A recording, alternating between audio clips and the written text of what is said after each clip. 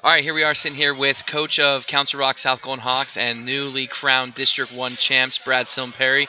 Brad, thanks for taking a few minutes out of your time. Thanks. Sitting here with Chuck Nesley as well. You know, tell us about the ride that was this weekend. Well, first, before we get into this weekend, I just want to talk about Boyertown. Okay. I know tonight's our night, but actually it's their night. What they've been able to do the past 3, 4, 5 years is absolutely incredible.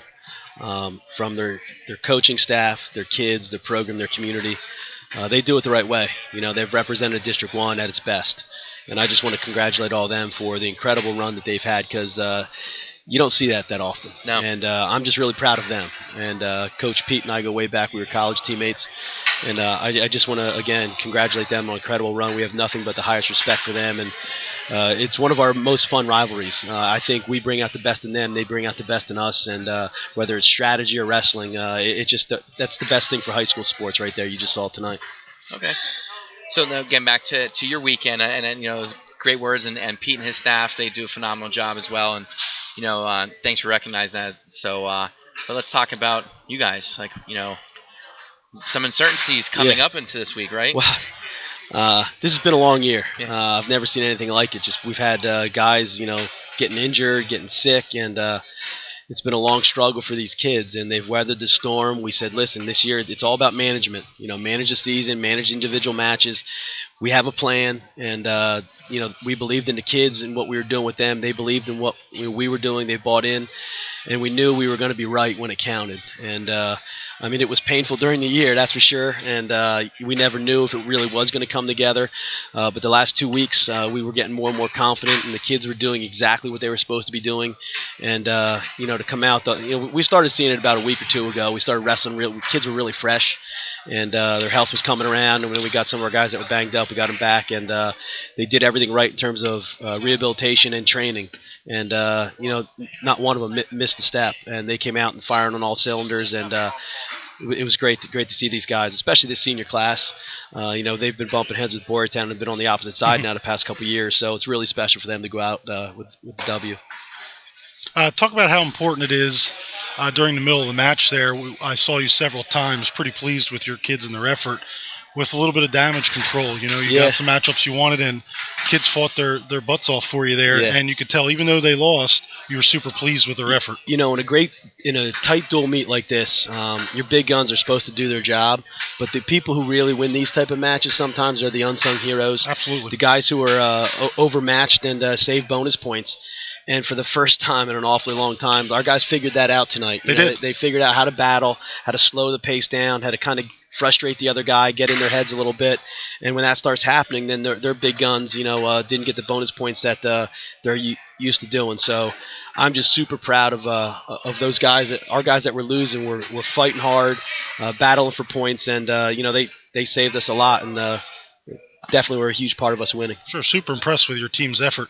Talk about one or two young individuals that you think doesn't get a lot of recognition that you think has a promising future for your program. Well, I'll tell you what, I know we're going to graduate a lot of heavy hitters and big seniors, but the silver lining of our guys being out injured this year is we had a lot of these young guys getting Sure. that time, and we're not going to go away. They're going to be all right. Absolutely. We're not going to have maybe the superstars like we've had this many, but our kids are coming, and those young kids are all coming. You see a kid like Max Mendez, our 106er. He's committed himself to the sport, and over the last year, he's made incredible, huge jumps and gains because of the way he's training, and he's committed himself to the wrestling lifestyle. I see kids like Nick Corbett just continuing to improve. Even though he's getting beat, he's making improvements. And one of the big things we preach to our kids, it's all about the process. It's not really about every single match winning and losing, but it's about the process of just getting better and getting better every time you step on the mat. Good. Trust the process there. Trust the process. That's right. Too many people, especially in this day and age in our society, everything's instant gratification. Absolutely. World doesn't work that way. Life doesn't work that way. Wrestling doesn't work like that. It's a journey, and you got to embrace that journey. And the kids who do, those are the ones who are successful. It's good to hear. So, we'll talk about individual for a second. Zach Trampe, and I hope I'm saying his name correctly. You got it. Okay, good. He's missed some significant time this season, and to come back and do what he did today, did you see that coming? Zach is one of the fiercest competitors I know.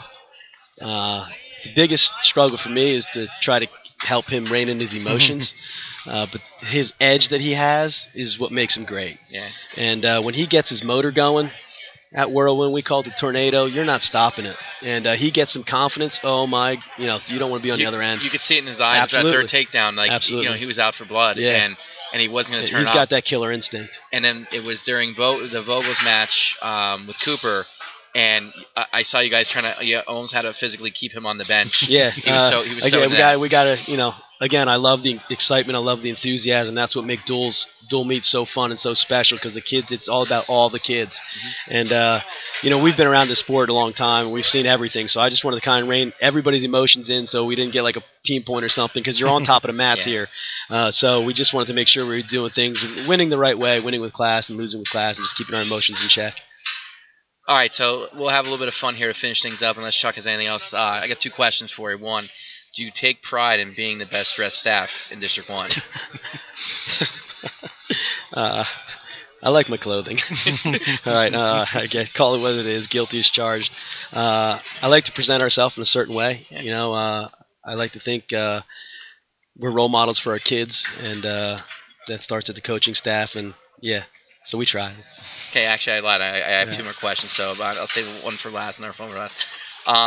I did my homework on you. I see you teach AP psychology. I do. See you teach psychology.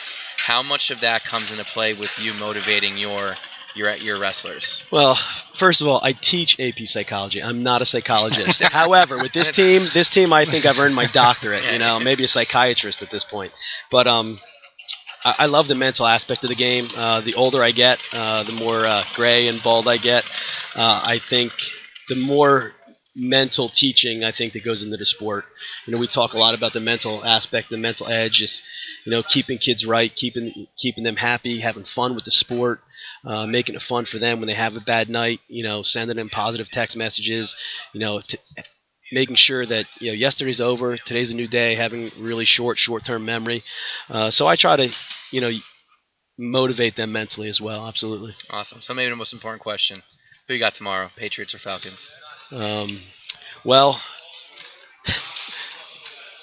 you didn't expect this one, did you? It's wrestling season. I know. Our Super Bowl's next week. Let's see. Well, I'd be lying if I'm a Steeler fan. Okay. So I want the Patriots to win. I want the AFC.